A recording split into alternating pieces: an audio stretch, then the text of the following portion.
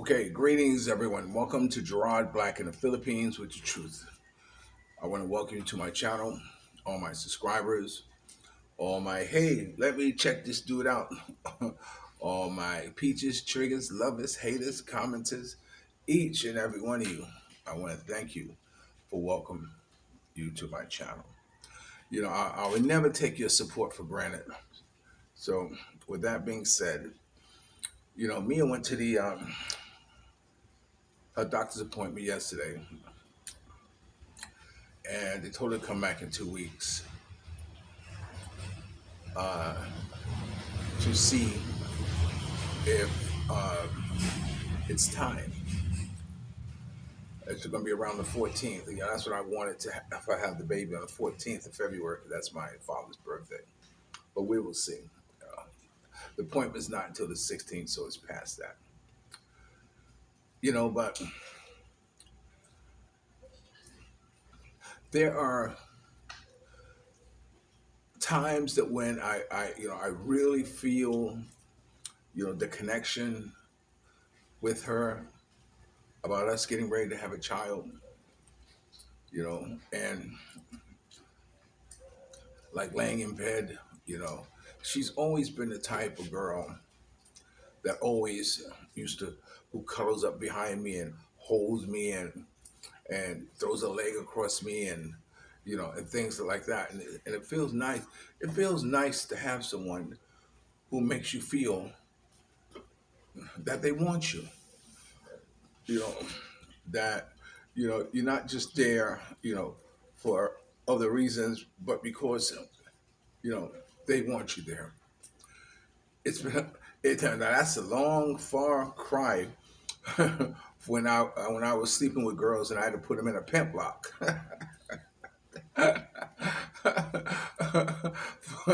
For some of you who don't know what a pimp lock is, when you sleep with a girl, is, is when you take their hair and you wrap it around your finger like this and you hold it and then you go to sleep. That way if they wake up, they will wake you up. So it's a long cry for sleeping with in a pimp lock with a girl to actually sleeping with someone who wants to be there by you. We had a nice talk yesterday, just relaxing together. I was a little disappointed because she went to her doctor's appointment, and after I went to tennis, and so when I come home, of course I come home and I don't eat nothing. Like now, I don't eat nothing in the morning. She cooks a piece of chicken for me and I'll eat that just to put something on my stomach, or otherwise I'll wait till I come home and eat it. But she went to a doctor's appointment, and when I came home, there was nothing to eat, no food prepared, no breakfast prepared, and I was like, "What the flock?" How come you didn't make nothing? Anticipation of my coming home. Like she knows my routine. She would, when I come in, I sit in the rocking chair, just kind of gather my thoughts, you know, kind of relax, have a glass of juice, cool juice, and she would make breakfast. So she knows the routine. And to come home and to find nothing being prepared for me, it was like, wow, how can you do this to me? When we have a housekeeper and her boys get up to go to school and they prepare breakfast for them to go to school. Well, prepare something for me too. So I was a little put off by that, but you know, I it's just one of those things to show you that, children come first. What else can I say? Her children come first. I have to accept that. I have to accept that. It was like yesterday. Every morning. I go to I give them 40 pesos to go to school. So that way they buy on snacks or what they want to do or whatever. So the night before, I had um, all I had was a 50. So I told Mia, I said, "Look, give this to Raphael and tell him to bring my 10 pesos back." Now, there's a reason for the madness. It's because, I want to start preparing him to to be able to handle money. I want to try to starting the groundwork for him to be able to manage money. You know, you know, to know that when he's given a certain amount to spend, that he's not to go over that limit. If, even if it means he has to put something back, that he's buying, to make sure that he stays within that budget. So of course, when he came home, after he went to schoolwork, of course, my next question is, don't you have something for me? He says, no. How he loves say no. I said, well, don't you have 10 pesos for me? He said, no. I said, you got 50 pesos this morning. He said, yeah. I said, how much are you supposed to have? He says, 40. I said, well, how come you didn't bring my 10 pesos back? He said he spent it. So right then, I start, this is where the lesson comes in. I said, you have to learn that when you're given the responsibility to spend X amount of dollars or X amount of money, that you don't go over that X amount of money. You know, this is how people can begin to trust you, because it's bad enough nobody counts change. I mean, literally, no. Nobody counts change in the Philippines. I mean, big money, they might do it, but in the small stores or whatever, they just roll up their hand and just give it to you. You take it and you go. No one counts change. So anyway, so that was that.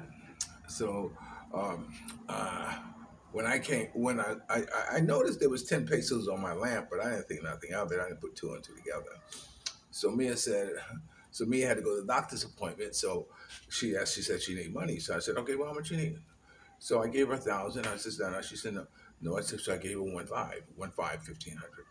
And so I said, okay. And so she says, oh, did you see the 10 pesos on the lamp? I said, yeah, I saw the 10 pesos on the lamp. She said, well, that's Raphael's change. I said, I've already spoke to Raphael. There is no change. Now, this is her protecting her son, you know, uh, uh, um, uh, uh, trying to cover for him. And I said, Mia, I've already discussed it with him. He told me he spent it.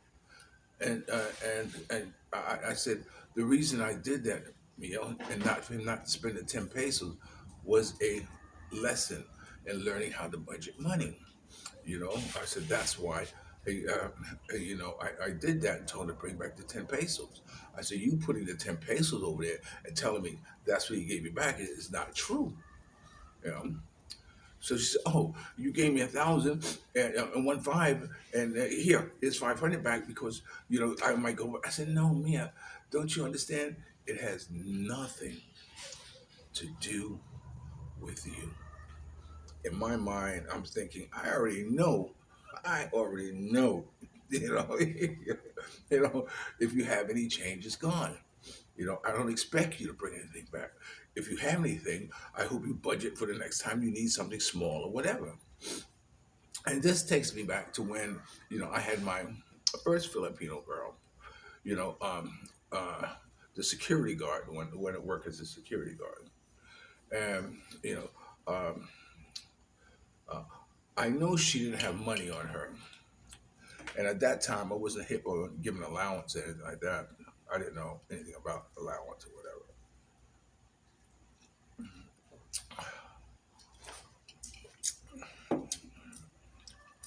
So whenever we went out to go buy something, if I gave something came to 200 or 250 or like 300, and I give them 500, and then she come out. I said, no, keep the change. I said, keep the change, keep the change. I said, this way, in my mind, I know she has money on her. She has money to buy the small things that she may need or may want or whatever, you know. And this became a regular thing for me. So in my mind, I always knew how much money she had on her, but she didn't have no money. And that was the thing. So then I decided. I said, look, you know, I'm going to give you 500, You keep it in your wallet in case of emergencies, you need something, or you need to get home or whatever you got to do. You have it in your wallet. So one day she went out. She went somewhere. I forgot where it was, and she came home late. And she said she walked home. I said, "Why would you walk home? You have 500 in in your pocket. You could have just, got on whatever transportation that was available and come home." She said, "Oh, well, you told me it was for emergency." I said, "Well, what is an emergency to you? Don't you think an emergency would be to be able to get home?" So it was kind of it was kind of like, wow. So, and I'm trying to learn how to finagle the money aspects with Filipino girls. And of course I told you the biggest one I had was with I can tell you her name, with Ellen Bayou. Ellen, she was living with me, and she pulled out her book one morning, and I'm doing my bills, and there's not enough, and I'm complaining, and I told her how much I make a month, and she had a book where she was making notes on how much coming in and how much going out, like this, and how much she had to owe. And I was impressed. I said, "Wow." I said, "So you keep books?" She said, "Yeah, people like, oh, well, see, here in the Philippines, they juggle. They juggle money. In other words, they borrow from Peter to pay Paul. This is everybody wants to go in the lending business. They even asked me to go into the lending business. I said, "Go into the lending business?" They said, "Yeah, I have friends who want to borrow money, and they will pay an interest, and hey, like this, you can do this. This is a good business. Be careful of this." And I said, "Oh, really?" I said, "So you think a good business would be for me to loan 5,000 here, 10,000 here, or 3,000 here, in hopes of them giving it back to me within that prescribed amount of time?" My question has always been, well, if you don't have it, the money in the first place, how are you going to have it to pay back? If you're not working, if you got no job, if you're not doing anything to make money, how are you going to pay it back? And so anyway, and plus, if they don't pay, what am I supposed to do? I can't go to them and say, "Hey, yo, us, you owe us 10,000 pesos, and you haven't given us any money on this, and we like to get our money back. What's happening?" And then, I can't do that. Why? Because I don't speak the language. You know, I can't push up on somebody and start talking to them about the money they owe me if I can't speak the language. So it was a done deal. I said no. I said I'm not getting into the money lending game, money business game. And that's also something that they kind of like to drag you into. Says, "Oh, look, why don't you lend money?" No, I'm not lending money. I'm not lending to nobody who I can't talk to or ask them or have a conversation with them about what happened to the money or what's going on. So anyway, one of those things. It was like the same thing when I was in a joint. When I was in a joint, to make a long story short, I got pushed up on because I had money. I got pushed up on the Latin Kings, which is a gang in the prison, and they wanted me to back the drug trade in the jail, and it became threatening that if I didn't, X amount would happen to me. So I told him, I said, "Okay, look, look, look, look. I'll tell you what. I'll tell you what. I'll give you a PO box. You contact who you have on the outside and have them send a money order to me in that PO box. If they say $50, I will send you back $100. If they send me $100, I will send them back 200. If they send me $500, I will send them back 1,000.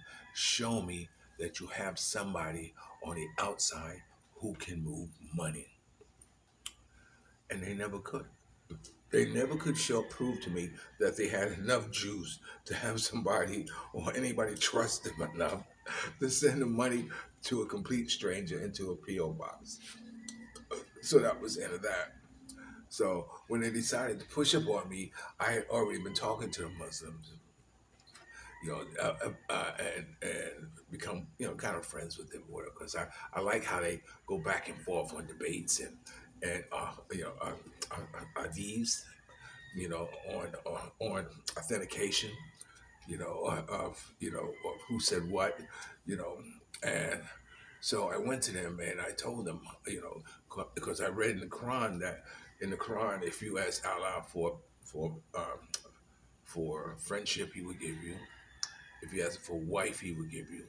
If you ask for protection, He would give you. Like this. So I stepped up on that protection thing, and I took my shahada. And so at that point, I became Muslim. And what they did was that the Muslims stepped in front of me, in front of the jail, and said, "Look, he's a Muslim now. Hands off." You know, and uh, that's how I became Muslim. And of course, the rest is a whole another story. Okay, but the money game, the lending game is, and so let me finish with Ellen real quick. So Ellen had thought that she can handle money pretty good. So I said, okay. I said, I'll let you budget our next month. You know, my next month's check.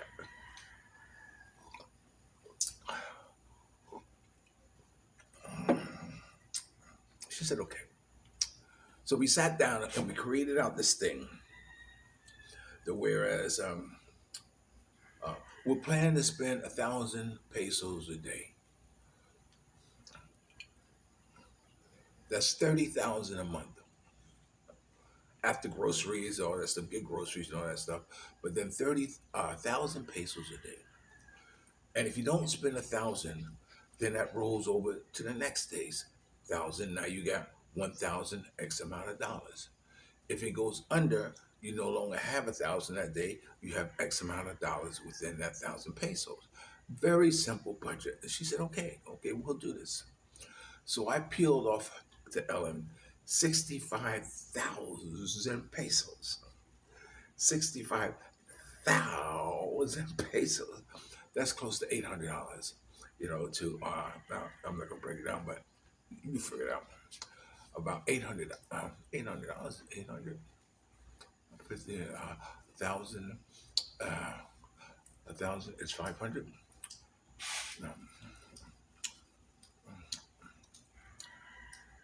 Okay, yeah, it's over about 600, 700 pesos. So anyway, I gave it to her. So the next day, cool. About 3 days later, she came to me and said, Gerard, I want to give you your money back. She says, I can't budget your money. I said, oh, you can't budget my money. I said, okay, Ellen, no problem, no problem. How much you have left? In 3 days, she had 11,000 pesos left. My mind went, what? Inside of me, I was like, what? Damn. 11,000 out of 65,000. What the flock have you been doing? But then, I know what happened. People found out that she had that money, and, they pushed up on her and like this, and she, cavalry gave it away. And of course, 11,000 pesos. Oh my God, here we go again with the math. 10,000 pesos is $200. So 11,000. So she had a little over, $200 left, $300 out of 600. It's close to $700. So I learned then that, no, no, and it was my fault. I didn't blame her. I blame me because it's my fault thinking that someone who never experienced having that amount of money, to be able to budget money, and you know, um, you know, that's the name of that tune. Okay, so with that, you're watching Gerard Black in the Philippines with the truth. Remember, dreams are nothing more than plans of winning. Action never disrespect the elder, always pull someone up. And sometimes you're the only one to see a vision. And the best revenge in life is to live good. I'm living good today. I hope you are too. And if you're lucky enough to have a woman like Ali Woodson, former lead singer of Temptation One Song, treat her like a lady. And ladies, if you're lucky enough to have a good man like me, make him feel like a king and never say no. It's nice laying in the bed with me and putting my arms around her and cupping, the baby and every now and then feeling it move and jump and all that stuff, trying to fight its way out. But I tell you what I'm looking really forward is Mia getting back to her fighting weight. Big ass peach. Okay, I'll talk to you later.